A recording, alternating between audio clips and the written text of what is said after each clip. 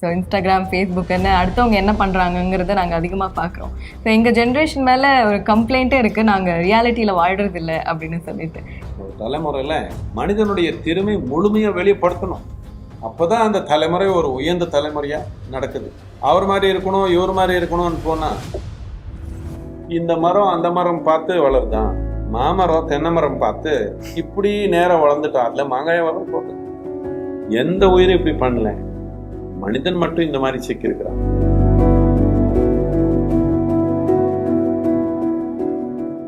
So இன்னொருத்தவங்களை அதிகமாக பார்க்குறது இந்த டிஜிட்டல் லைஃப்பில் கண்டிப்பாக நடக்குது. ஸோ இன்ஸ்டாகிராம், ஃபேஸ்புக்குன்னு அடுத்தவங்க என்ன பண்ணுறாங்கங்கிறத நாங்கள் அதிகமாக பார்க்குறோம். ஸோ எங்கள் ஜென்ரேஷன் மேலே ஒரு கம்ப்ளைண்ட்டே இருக்குது, நாங்கள் ரியாலிட்டியில் வாழ்கிறதில்ல அப்படின்னு சொல்லிட்டு. So how to give ourselves reality check? சின்னதுலேருந்து முதலாவது கிளாஸ்லேருந்து யார் ஃபஸ்ட்டு, யார் செகண்டு, யார் மேலே, யார் கீழே, இதுலேயே வளர்ந்து வந்ததுனால நம்முடைய தன்மை என்ன, இது எங்கே கொண்டு போக முடியும்ன்ற கவனமே இல்லை. அவருக்கு மேலே ஒரு படி முன்னாடி இருக்கணும்னு ஒரே ஒரு ஆசை. காம்படிஷன். காம்படிஷன் இது நோய். இல்லை நோய் என்னன்னா, உங்களுக்கு ஏதோ ஒன்று கிடைக்கலன்னா எனக்கு ரொம்ப ஆனந்தம். நோயா இல்லையா இது? நோயா இல்லையா? இப்போ உங்களுக்கு சாப்பாடு கிடைக்கல, நான் நல்லா சாப்பிட்டேன், எனக்கு ஒரே சந்தோஷம், எனக்கு மட்டும் சாப்பாடு கிடைச்சிச்சு, இவருக்கு யாருக்கு கிடைக்கல. நோயா இல்லையா? நோய் தான். இந்த நோய்க்கு நீங்கள் எதோ பேர் சொல்லிக்கிறீங்க, இது நோய் நோயின்னு சொல்லிக்கணும் தானே. இந்த நோயை விட்டாதான் உங்கள் வளர்ச்சி. இல்லைன்னா யாரோ ஊனமாக இருக்கிறாங்க, நடக்க முடியல, அவருக்கு மேலே ஒரு படி எடுத்துட்டு நானே பெரிய வெற்றின்னு சொன்னால் என்ன இருக்குது அசிங்கம். அதனால சின்னதுலேருந்து கொண்டு வரணும் இளைஞருக்கு. நம்ம தன்மை முழுமையாக பார்க்குறதுக்கு, நம்ம தன்மை முழுமையாக புரிஞ்சுக்கிறதுக்கு இது எங்கே கொண்டு போக முடியும், இதில் என்ன செய்ய முடியும். இப்போ ஏதோ ஒன்று செய்யணும்னா உன் கையில் நான் மரமே கொடுத்தேன், இல்லை ஒரு செங்கல் கொடுத்தேன், ஒரு கல் கொடுத்தேன். இது செங்கல் அண்ணா, கல் அண்ணா, இல்லை மரம் என்ன, கொஞ்சம் உணர்ந்த தானே இதில் என்ன செய்ய முடியும் நான் வரும்.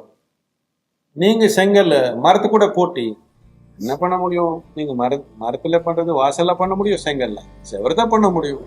அதனால நம்ம அடிப்படையான தன்மை என்ன, நம்ம திறமை என்ன, நமக்கு நோக்கம் எங்கே இருக்குது, இது கொஞ்சம் கவனமாக மனிதன் பார்க்கணும். இதுக்காக தான் தியானம்.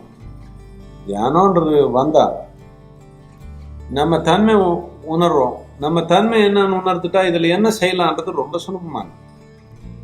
ஆனால் நம்ம தன்மை உணராமல் அவர் பார்த்து அவர் மாதிரி செய்யணும்னா, இந்த தெலுங்கு பாஷையில் இந்த மாதிரி ஒரு செய்தி இருக்குது. என்னன்னா, புலி பார்த்துட்டு ஒரு நாய் புலி பார்த்துச்சா இவ்வளோ சக்தியாக இருக்குது, இது என்னன்னு கேட்டதுக்கு புலிக்கு இந்த ஸ்ட்ரைப்ஸ் இருக்குது அதனால தான் புரிஞ்சிச்சா.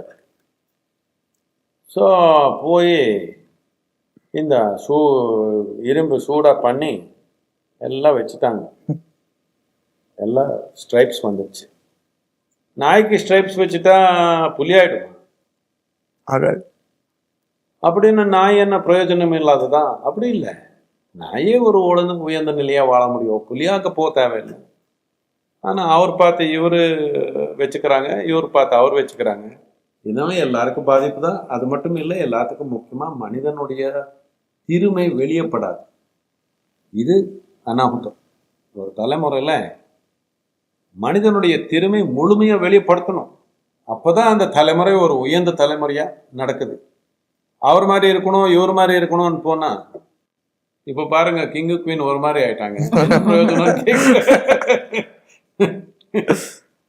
அதுக்கு அந்த திறமையை வெளிக்காட்டுறதுக்கு போட்டின்னு ஒன்று இருந்தால் தானே அதை நம்ம வெளிக்காட்ட முடியும்.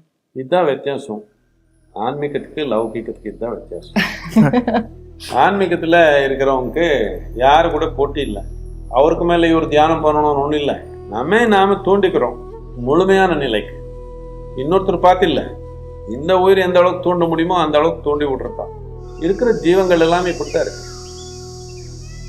இந்த மரம் அந்த மரம் பார்த்து வளருதான், மாமரம் தென்னை மரம் பார்த்து இப்படி நேரம் வளர்ந்துட்டா அதுல மாங்காய வளர்ந்து போதும் இல்லை முடியுமா? எந்த உயிரும் இப்படி பண்ணல, மனிதன் மட்டும் இந்த மாதிரி சிக்கியிருக்கிறான்.